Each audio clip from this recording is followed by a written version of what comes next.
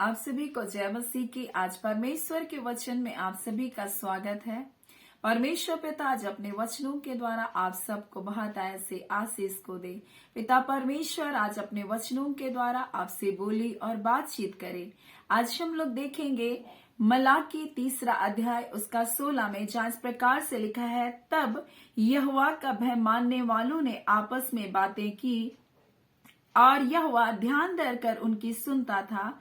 और जो यहोवा का भय मानते और उसके नाम का सम्मान करते, उनके स्मरण के निमित्त उसके सामने एक पुस्तक लिखी जाती थी। और आज मैं परमेश्वर के वचन से कुछ बातों को बताना चाहती हूँ। क्या आप परमेश्वर का भय मानने वाले लोग हैं? निश्चय जब आप परमेश्वर के वचन को सुन रहे हैं, आप परमेश्वर का भय मानने वाले लोग हैं। आप परमेश्वर के पास जाते हैं, उनसे प्रार्थना करते हैं तो बड़े विश्वास के वाक्य को बोलते हैं, परमेश्वर मेरे ये हालात हैं, परंतु निश्चय प्रभु आप इससे मेरी हालातों को बदलेंगे। आप निश्चय मुझको चंगाई देंगे, मुझे छुटकारे देंगे। आपके कोड़े खाने से मैं चंगा हो गया हूं। परंतु जैसे ही आप परमेश्वर की उपस्थिति से बाहर संसार में व्यक्तियों से मिलते हैं, किसी से भी मिलते हैं, आपके बातचीत का विषय कैसा है? परमेश्वर के सामने तो आपने बड़े विश्वास के वाक्य को बोला, परमेश्वर को तो आपने बड़ा आदर दिया, परंतु जब आप लोगों के सामने आते हैं, लोगों से बातचीत करते हैं और लोग कहते हैं, क्या तुम अब तक ठीक नहीं हुए? क्या तुम्हें अब तक चंगाई नहीं मिली? क्या तुम्हारा ये काम अब तक नहीं बना? और तब उसके सामने आप कैसा बातचीत करते हैं, आप कैसे वाक्य को बोलते हैं, ये बड़ा महत्वपूर्ण है। कई बार हम परमेश्वर के सामने तो बड़ा अच्छा बोलते हैं, लेकिन जब हम संसार में लोगों के साथ मिलते हैं और परमेश्वर के लोगों से भी जब हम बातचीत करते हैं, हम बिल्कुल नकारात्मक हो जाते हैं, हम निराश हो जाते हैं, हम टूट करके अपने जीवन में बुरा भला कह देते हैं।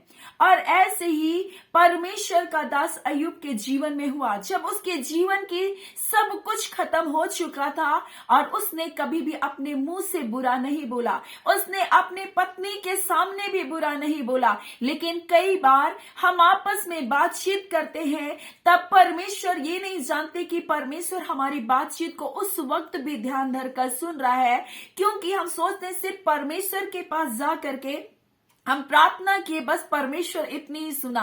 नहीं, लेकिन जब आप अपनी हालातों के लिए आप लोगों से या परमेश्वर के लोगों से बातचीत करते हैं, उस बात को भी परमेश्वर ध्यान धरकर सुनता है। और परमेश्वर देखना चाहता है कि आप किन किन बातों में उनका सम्मान को दे रहे। कई बार आपकी हालातें, आपकी परिस्थिति आपके अनुकूल नहीं होगी, आपको लगेगा सब कुछ बिगड़ा हुआ है, आपने बड़े विश्वास के साथ प्रार्थना तो किया, परंतु जैसे ही आप संसार में आते, लोगों से बातचीत करते हैं या परमेश्वर के भय मानने वाले लोगों से भी जब आप बातचीत करते हैं, आप बिल्कुल निराश हो जाते हैं, आप बिल्कुल नकारात्मक बोलते हैं, आपके मुंह से उस समय विश्वास के वाक्य नहीं निकलता और परमेश्वर उन बातों को भी सुनता है। परंतु परमेश्वर हर समय आपके जीवन में विश्वास को देखना चाहता है। परमेश्वर हर समय आपके मुंह से क्या है, उसके लिए सम्मान की बातों को सुनना चाहता है। कई बार हम लोगों के सामने आकर इस प्रकार से कहते, क्या परमेश्वर मेरी तो आप नहीं सुन रहे हैं, वो परमेश्वर मेरी नहीं सुन रहा, मैंने इतना प्रार्थना किया लेकिन परमेश्वर मेरी नहीं सुन रहा। आप कई बार अपमान के शब्दों को परमेश्वर के लिए कह देते हैं, लेकिन परमेश्वर का वचन इस प्रकार से कहता है, जब परमेश्वर के भय मानने वाले लोगों ने आपस में बातचीत किया और परमेश्वर यहोवा ध्यान धरकर उनके सुन रहा था। और इस प्रकार से लिखा, और जो यहोवा का भय मानते हैं और उसके नाम का सम्मान करते हैं, उनके स्मरण के निमित्त परमेश्वर के सामने एक पुस्तक लिखी जाती है और परमेश्वर अपने लोगों का आदर करता है। ऐसे ही जब यीशु मसीह का जी उठना हो गया और दो व्यक्ति हम देखते हैं किस प्रकार से, जो लुका में हमें मिलता है, इम्माउस के मार्ग में दो चेले लोग थे जो चले जा रहे थे और यीशु मसीह के बारे में बातचीत कर रहे थे, यीशु की चर्चा को कर रहे थे। और यहाँ इस प्रकार से लिखा लुका 24 उसका 15 में, जब वो आपस में बातचीत और पूछताछ कर रहे थे तो यीशु पास आकर के उनके साथ हो लिया और यीशु ने उनकी आंखों को ऐसा बंद कर दिया कि वे यीशु को पहचान ना सके और उनसे पूछा, ये क्या बातें हैं तो जो तुम चलते चलते आपस में करते हो? वे उदास से खड़े हो गए। वो इसलिए खड़े हो गए क्योंकि वो यीशु से प्रीति रखने वाले लोग थे और वो नहीं चाहते थे कि ये जो घटनाएं हुई ये बहुत बुरा हुआ, और इसलिए वो आपस में चर्चा कर रहे थे। परंतु इस बात की भी वो चर्चा कर रहे थे कि यीशु मसीह जी उठा है, लोग कर रहे हैं।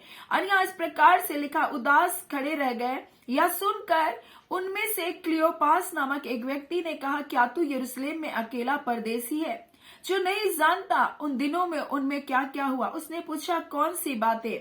उन्होंने कहा, यीशु नासरी के विषय में, जो परमेश्वर और सब लोगों के निकट काम और वचन में सामर्थी भविष्यवक्ता था, और प्रधान याजकों और हमारे सरदारों ने से पकड़ाया और उसको मृत्यु की आज्ञा दी, और उनको लग रहा था कि वही उनका छुटकारा करेगा।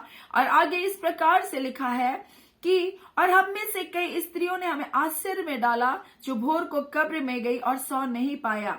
और हमने स्वर्गदूतों का, और उन्होंने कहा, हमने स्वर्गदूतों का दर्शन पाया कि यीशु जीवित है। तब यीशु मसीह उनके हर एक प्रश्नों का जवाब देता है और यीशु मसीह उन पर प्रकट करता है अपने आप को। यीशु मसीह उनके मन के संदेह को दूर करता है। और वैसे ही परमेश्वर आज अपने लोगों के जीवन से चाहता है कि वे आपस में जब बातचीत कर रहे हैं, उनके बातचीत का विषय यीशु मसीह होना चाहिए, ना कि नकारात्मक बातें, ना कि संसार की बातें और व्यर्थ बातें। और कई बार आप परमेश्वर का भय मानने वाले कहलाते तो हैं, लेकिन आपका विषय बहुत गलत होता है, बहुत हट करके होता है और व्यर्थ बातों में होता है। लोग सिर्फ एक दूसरे के जीवन में झांकना चाहते हैं, एक दूसरे की हालातों पर झांकना चाहते हैं, एक दूसरे की कमी और घटियों को देखना चाहते हैं, इसलिए वो एक दूसरे से बातचीत करते हैं, ना कि इसलिए बातचीत करते हैं कि उनके लिए अच्छी बातों को बोले, उनको आशीष दे, उनके जीवन में भलाई को लेकर आए। परंतु आज लोग एक दूसरे से, परमेश्वर का भय मानने वाले लोग बातचीत इसलिए कर रहे हैं क्योंकि उनको लगता है मैं इनके भेद को जान लूं।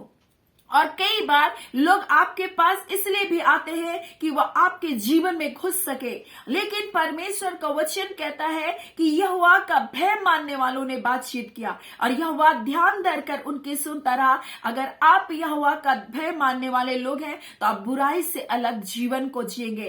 परमेश्वर का वचन कहता है, घमंड, अहंकार और बुरी चाल और उलटफेर की बातों से आप बैर रखने वाला जीवन को जिएंगे। लेकिन जो बातों को इधर की उधर ये उलट फेर करने वाले लोग हैं, ये परमेश्वर का भय मानने वाले दिखाई तो दे रहे हैं, परंतु इनमें परमेश्वर का भय नहीं, परमेश्वर का सम्मान नहीं, क्योंकि ये किसी की बुराई करने से नहीं डरते, किसी के ऊपर उंगली उठाने से नहीं डरते, किसी पर छींटाकशी करने से ये नहीं डरते। और फिर ये कहते हम यहोवा का भय मान रहे। लेकिन ये जान रखिए, आप परमेश्वर के सामने जिस प्रकार से प्रार्थना करते हैं, अगर आप आपस में बातचीत करने के द्वारा अगर आपकी बातचीत गलत है तो आप परमेश्वर के भय मानने वाले लोग नहीं, और आप इन बातों के द्वारा परमेश्वर का सम्मान नहीं करें, परंतु परमेश्वर का अपमान कर रहे हैं, क्योंकि आप एक दूसरे भाई पर दोष लगा रहे हैं, एक दूसरे बहन को गिराने की कोशिश कर रहे हैं। और इसलिए परमेश्वर आज अपने वचन के द्वारा हमसे कहना चाहता है, तुम जब आपस में बातचीत करते हो तो किसकी बीबी कैसी है, किसकी बेटी कैसा है, किसका बेटा कैसा है, आपके विषय ये नहीं होने चाहिए। अगर आपने उसके जीवन में दुर्बलता, कमजोरी देखी तो क्या आपने उनके लिए कभी भी प्रार्थना किया? अगर आप उनके लिए प्रार्थना नहीं कर सकते तो आपको उनके लिए बोलने की भी कोई जरूरत नहीं। आज कई बार लोग बहुत प्रकार से, ज्यादातर परमेश्वर के दास और दासियों के बच्चों के ऊपर उंगली उठाते, उनके जीवन के ऊपर उंगली उठाते, लेकिन क्या उंगली उठाने से पहले आपने उनके लिए अपने हाथों को जोड़कर परमेश्वर के सामने कभी प्रार्थना किया है? अगर आप उसके लिए प्रार्थना नहीं किए तो आप उसके बारे में बोलने का भी आपको कोई अधिकार नहीं। कई बार परमेश्वर के ऐसे लोग ऐसी तकलीफों से होकर गुजरते हैं, ऐसी पीड़ाओं से होकर के गुजरते हैं, और ऐसी पीड़ाओं से होकर जब वो जाते हैं वो निराश हो जाते हैं, सोचते हैं क्यों कर प्रभु मैं तेरी सेवा कर रहा हूं और मुझको इतना लालचन को सहना पड़ रहा है, मुझे इतनी तकलीफों को सहना पड़ रहा है। लेकिन मैं आपसे कहना चाहती हूं, अगर आप परमेश्वर के भय मानने वाले लोग हैं, अगर आप आपस में बातचीत करें, उस बातचीत का विषय परमेश्वर को सम्मान देना होना है, उस बातचीत का विषय परमेश्वर को आदर देना होना है, उस बातचीत का विषय परमेश्वर की महिमा के लिए होना है। लेकिन कई बार हमारी बातचीत का विषय किसी की हानि के लिए, किसी के ऊपर उंगली उठाने के लिए, किसी के लिए उलटफेर की बातों को करने के लिए हम करते। लेकिन परमेश्वर का वचन कह रहा है, इसलिए परमेश्वर अंतिम समय में भेद को करेगा। परमेश्वर का वचन कहता है इस प्रकार से मलाकी में, परमेश्वर जब आएगा वो भस्म करने वाली आग के समान, धधकते हुए भट्टे के समान उसका दिन आने वाला है। इसलिए हर एक का काम क्या हो जाएगा, परखा जाएगा। हर एक का काम क्या किया जाएगा, जलाया जाएगा। और अगर आपका काम जल गया तो आप परमेश्वर के समीप कभी भी नहीं खड़े हो सकते। आप परमेश्वर के लिए आदर के पात्र नहीं बन सकते।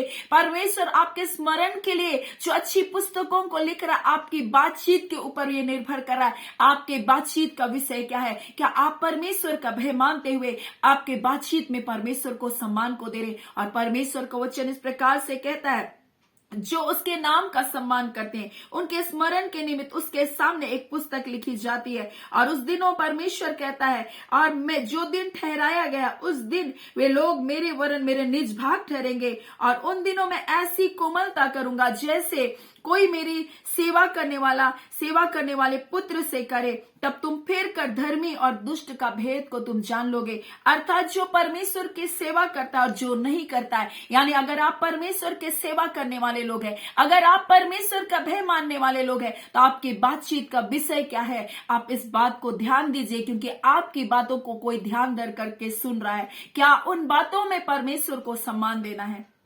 क्या वो उन बातों में परमेश्वर को आदर मिल रहा है या नहीं? इसलिए परमेश्वर का वचन कहना चाहता है आज हमसे, आपकी बातचीत का विषय क्या है। इसलिए परमेश्वर पिता इन वचनों के द्वारा में कुछ बातों की हिदायत को दे रहा है। आज से अपने बातचीत का तरीका बदल लीजिए। आज से आपके बातचीत का टॉपिक आप बदल लीजिए कि आपको अपने बातचीत के द्वारा परमेश्वर को महिमा देना। उन चेलों ने जब जाते हुए परमेश्वर उसके बेटे यीशु के उस कार्य के बारे में चर्चा की और यीशु मसीह उनके बीच आ गया। अगर आप परमेश्वर के बारे में बातचीत करेंगे, परमेश्वर स्वयं आपकी बातों को ध्यान धरकर सुनेगा। आप आदर की बातों को करेंगे, उसके नाम को सम्मान को देंगे, तब आपके लिए भी उस पुस्तक में आपकी चर्चा लिखी जाएगी। इसने दुख में, तकलीफ में, पीड़ाओं में, उन तंगी, उन घटियों में भी परमेश्वर के बारे में कभी बुरा नहीं कहा, परंतु कहा मेरा यहोवा मेरा चरवा, मुझको कुछ घटी नहीं होगी। इसने अपनी निर्बलताओं में, अपनी दुर्बलताओं में भी मेरे नाम को आदर दिया। इसने अपमान में भी मेरे नाम को सम्मान दिया।